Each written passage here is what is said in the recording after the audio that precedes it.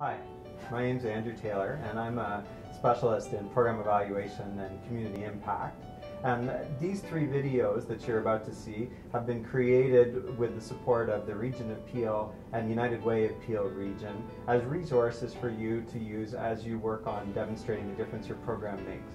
They're three real short videos and they're each dealing with something that I found to be a point that people often get stuck on when they're trying to develop a plan to show how they make a difference, and I hope you find them useful.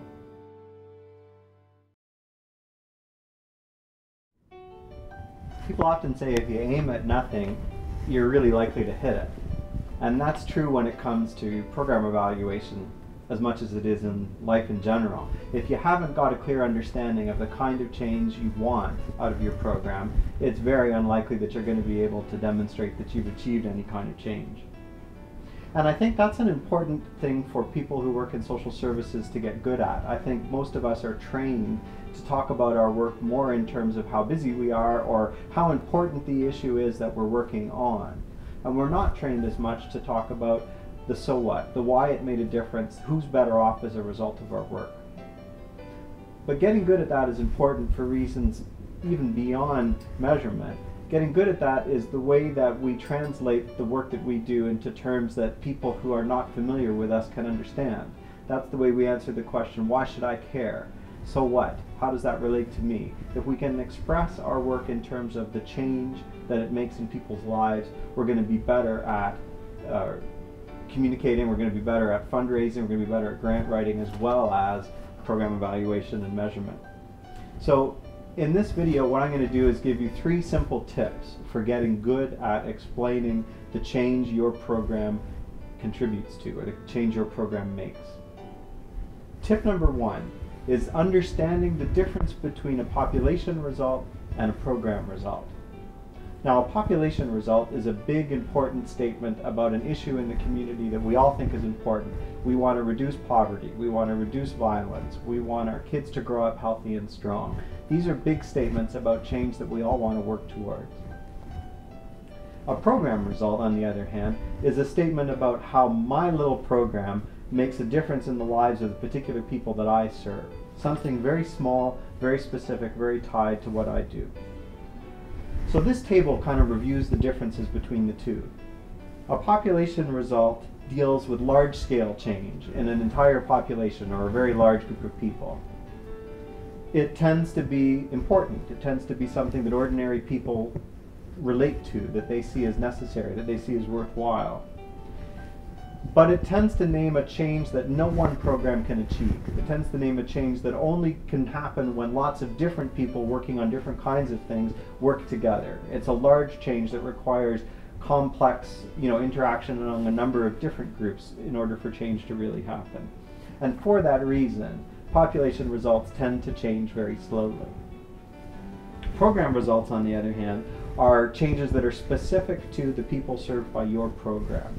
They are things that are largely within your control, so things you would feel comfortable claiming responsibility for. I don't know for sure that you're going to get out of poverty as a result of participating in our program, but I can promise you that if you follow through with our program, you will know more about the services that are available to you, or you will be able to apply for social assistance or something like that. Those are program results. They tend to be smaller, more incremental, less impressive. But they also tend to be things that change more quickly and things that are easier to measure. So understanding this difference between program results and population results is really important, and it really underlies a lot of the confusion that people have when it comes to measurement. Quite often people will say to me, Andrew, I understand the importance of measuring outcomes, but the outcomes that we're working on change real slowly, so it's tough for us to measure them. Or they might say, Andrew, there's so many complex things going on, I can't explain all of them to you, so it's tough for me to kind of do a measurement that would demonstrate all the different factors that affect somebody's life.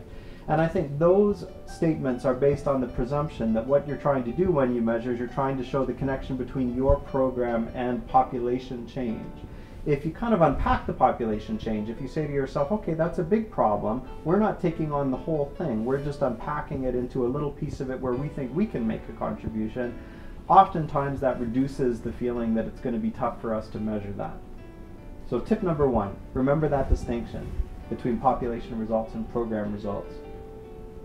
Tip number 2 is to understand the difference between program results and outputs.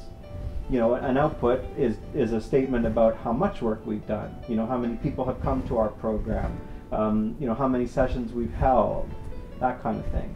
Whereas a program result is a statement about how people's lives have changed as a result of the work that we do.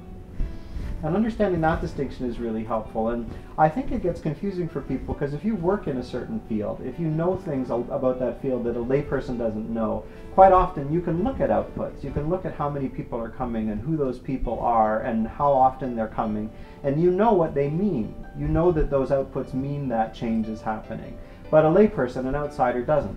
And you need to be able to gather information that takes them that next step, that shows them not only did they come, but they really did learn something. They really did make a new friend. They really did, you know, stop some kind of an unhealthy behavior, those types of things. So understanding the difference between outputs and program outcomes is my second tip. The third tip, and this is a real simple one, is to choose a small number of program results to focus on in the measurement work that you're doing. People are often tempted to choose too many, I think because they want to show the full spectrum of the ways in which their program can help people. If you imagine a grade 1 teacher might say, my program results are numerous. You know, I help to detect developmental delays when children are still young.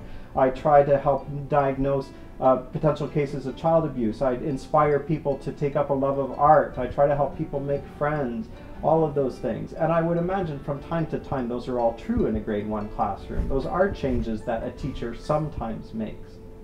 But what is a grade 1 classroom for? A grade 1 classroom is there to get kids to a point where they can read and get kids to a point where they can sit in a desk all day. Those are the core things that a grade 1 classroom is for. All those other outcomes are nice, and they do happen, but they're not the core business of what goes on every single day, Monday to Friday, in a grade 1 classroom. So as much as those things are nice to talk about, they wouldn't be what a grade 1 teacher would measure. The things a grade 1 teacher would measure would be reading and behavior in the classroom. And I think the same is true for your program. Focus in on a small number of program outcomes that are really at the core of what you do. So that's it. 3 simple tips. Difference between population and program results, the difference between program results and outputs, and pick a small number of program results. Hope that's helpful.